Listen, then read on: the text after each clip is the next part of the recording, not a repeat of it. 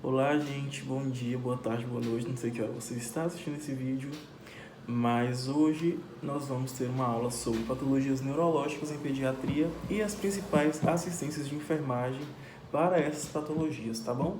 É uma aula um pouco mais complexa do que as que a gente já vem tendo e eu vou compartilhar com vocês os slides, né, para vocês estudarem, tem uma atividadezinha para vocês me entregarem também. E temos. Deixa eu fechar essa janela aqui. E temos uma atividadezinha no final, tá bom? É uma aula um pouco mais complexa, um pouco maior, que vai requerer um pouquinho mais dos esforços de vocês, dos estudos, tá bom? Eu vou estar colocando imagens aqui na tela e qualquer dúvida pode me contactar via WhatsApp no período da aula ou depois também, você sabe que eu sou bastante flexível, para vocês estarem conversando sobre, tá bom?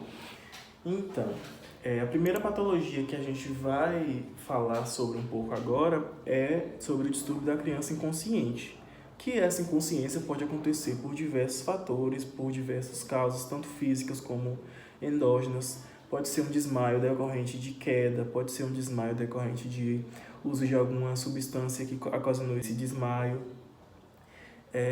E o que é importante é que a criança inconsciente ela requer monitorização constante, requer avaliação dos sinais vitais, para que a gente possa definir qual foi o motivo desse rebaixamento do nível de consciência. Se foi um motivo estritamente neurológico ou se foi algum motivo que tem a ver com algum outro sinal vital, como pressão, glicemia, temperatura, né? Porque a gente sabe que a temperatura e a glicemia elas estão diretamente ligadas aos distúrbios do sistema nervoso central. Porque o cérebro, ele é uma máquina que só funciona com glicose, tá? O cérebro, ele funciona muito à base de glicose. E a temperatura, a gente sabe que quando a temperatura se eleva, pode ocasionar convulsões, que pode levar também a perda do nível de consciência, rebaixamento, tá bom?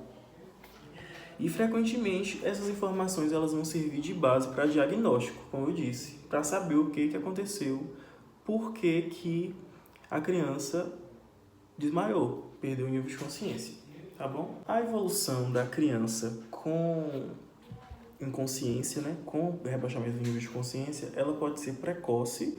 A criança ela tem uma rápida perda do nível de consciência e com poucos minutos, poucos instantes, esse nível de consciência é recobrado, o que não dispensa, né, uma avaliação de especialista, uma avaliação mais a fundo de por que essa criança perdeu o nível de consciência. Pode evoluir também para a morte, né, dentro de algumas horas ou dias, dependendo do que ocasionou. Assim também como pode ser persistente, como a gente vê casos de que a gente chama de estado neurovegetativo, que é aquela pessoa, né, aquela criança que está viva, porém não tem nenhum sinal responsivo, não engole, não acorda, não tem controle de esfíncter. Isso tudo são sinais de inconsciência persistente. E para que isso seja evitado, né, para que isso seja revertido da maneira mais eficaz e mais rápida possível, é importante que a gente tenha uma observação constante de qualquer mudança no quadro clínico, né, dessa criança, que pode ser crucial para a chance de morte e mortalidade daquela criança. Então, quais são os principais cuidados de enfermagem com a criança que tem um rebaixamento de nível de consciência a esclarecer, que a gente realmente não sabe ainda o que está acontecendo?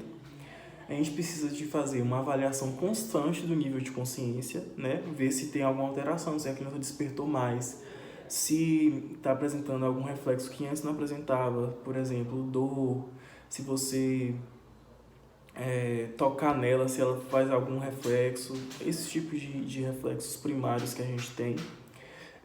As pupilas, se elas estão isocóricas e reativas, e os sinais vitais, se houve alguma alteração desses sinais vitais. É importante elevar a cabeceira para que não se aumente a pressão intracraniana, aumentando ainda mais a chance de morte e mortalidade. O controle da temperatura, porque a temperatura intracraniana ela é mais alta do que a temperatura do corpo. Então, se o nosso corpo está com 37 graus, é muito provável que a nossa cabeça seja com mais ou menos 1 grau a mais.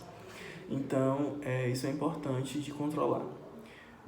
Sinais de irritação meníngea. Observar a presença de crises convulsivas, que são, a gente vai ver mais para frente um pouquinho, né, nessa mesma aula, uma parte específica sobre crises convulsivas. E observar os sinais de dor, né, as faces de dor. Mesmo a criança com nível de consciência rebaixado, ela pode apresentar sobrancelha franzida, face de sofrimento, lágrimas, sabe? Isso tudo são sinais de dor. O que é importante também é manter a higiene rigorosa, não é porque a criança não está se movendo, não está acordada, não está chorando, que a gente vai se desleixar da higiene, tá? Então sempre tá prezando pela higiene da criança e ficar prestando bastante atenção na integridade cutânea. Tudo bem que em crianças a gente vai ter muito menos chance de apresentar úlcera por pressão, porque a pele deles tem uma elasticidade maior, tem uma maior facilidade de adaptação à superfície, diferente da pele de um idoso. Mas mesmo assim, com longa permanência em leitos, né, pacientes acamados há muito tempo, a gente pode perceber que a falta de irrigação sanguínea na pele, ela não vai influenciar muito se é uma criança ou se é um idoso. Então, por isso é importante a gente estar fazendo essa mudança de decúbito, ok? A próxima doença que a gente vai falar é a hidrocefalia. Hidrocefalia, não sei se vocês já ouviram falar, mas ela é popularmente conhecida como água na cabeça. Aquelas crianças que nascem com o perímetro cefálico bem elevado, tá? Eu vou deixar algumas fotos aqui para vocês darem uma olhada. E essa água na cabeça, ela vem a ser o líquido cefalorraquidiano. Vocês lembram, né? O que é o líquido cefalorraquidiano, lá das aulas de anatomia? Então, há muitos vão falar, não lembro, professor. Então, eu vou dizer para vocês. O líquido cefalorraquidiano é o líquido que vai recobrir o sistema nervoso central. É um líquido que está ali. Ele é imprescindível porque ele vai possibilitar o suprimento de nutrientes e vai também ser importante para a excreção de materiais da respiração celular, né, os resíduos que são produzidos no sistema nervoso central, e também ele faz um papel importante de amortecedor de impactos. Por exemplo, quando a pessoa tem uma batida na cabeça, se o líquido cefalorraquidiano não existisse, né, ali nas meninges, o cérebro ia bater diretamente na caixa craniana. E aí ia ser, toda vez que a pessoa tivesse uma pequena batida de cabeça, ia ser um traumatismo craniano grave, né? Um TCE grave. A hidrocefalia ela pode estar presente no momento do nascimento, ou seja, ser hidrocefalia crônica, ou ela pode ser adquirida, pode aparecer depois, tá? A hidrocefalia congênita, ela se forma quando o cérebro e as estruturas vizinhas se desenvolvem de forma anormal. A causa exata é desconhecida, mas pode estar atrelada a falhas genéticas ou infecções durante a gravidez. Tá? Também pode estar atrelado com o uso de drogas, consanguinidade, entre outros fatores. Tá? Já adquirida, ela vai resultar de meningites, né? Ou extravasamento de sangue dos vasos, traumas crânioencefálicos, tumores, cistos, qualquer outra causa que não seja relacionada com a formação do cérebro. Qualquer causa que seja extrauterina. Quais são as manifestações clínicas relacionadas diretamente com a hidrocefalia? Então, a gente vai ter o aumento da PIC. O que é a PIC? Pressão intracraniana. Pressão intracraniana. A pressão intracraniana ela é importante para determinar algumas coisas. Se o nível de consciência da pessoa vai estar ok e o que esse aumento da pressão intracraniana vai proporcionar.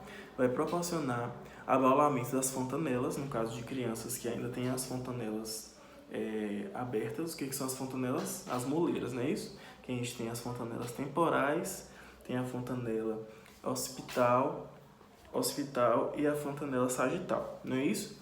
Então, se as fontanelas elas estão abertas, isso e a PIC aumenta, então quer dizer que a gente vai ter um abaulamento dessas fontanelas, como se tivesse um tecido mole e o aumento do líquido e da pressão faz com que eles fiquem abaulados, né? Sinal de pote rachado. Estica tanto a pele da cabecinha da criança que vai começar a fazer fissuras, né, na pele da criança. E aí existe esse sinal de pote rachado. Dilatação das veias do couro cabeludo. Quando vocês estudaram lá em saúde do adulto, cirrose, vocês viram que tem a hepatosplenomegalia, não é isso? Que é quando os órgãos baço e fígado, eles aumentam de tamanho, e isso faz com que aumente a circulação entre eles e tudo isso. E aí a barriga da pessoa, além de ficar grande, fica com as varizes, fica com as veias bem grossas passando pelo abdômen, não é isso? A mesma coisa vai acontecer aqui neste caso. Vai ficar umas veias bem grossas passando pelo couro cabeludo da criança. Vou deixar uma foto aqui para vocês verem. Alterações comportamentais. Claro que a criança que tiver esse nível de hipertensão intracraniana não vai ter o mesmo funcionamento de uma criança que não tem nada de acometimento, né? Então, isso é provável que a criança tenha algum tipo de déficit neurológico. E cefaleia. Vocês concordam comigo que não tem como não ter dor de cabeça se a sua pressão intracraniana não estiver ok? Pense aí, o líquido pressionando sua cabeça e seu osso aqui não vai deixar ele expandir. Ou já deixou tanto que já está esticando tudo. Então, não tem como não doer a cabeça. O tratamento para hidrocefalia, na maioria das vezes, é cirúrgico. Existem alguns casos que são conservadores, que não precisam fazer cirurgia, que a gente pode tentar reduzir a quantidade de líquido na cavidade intracraniana com medicamentos. Mas no caso de hidrocefalia congênita, isso não é possível. Então é necessário fazer a cirurgia.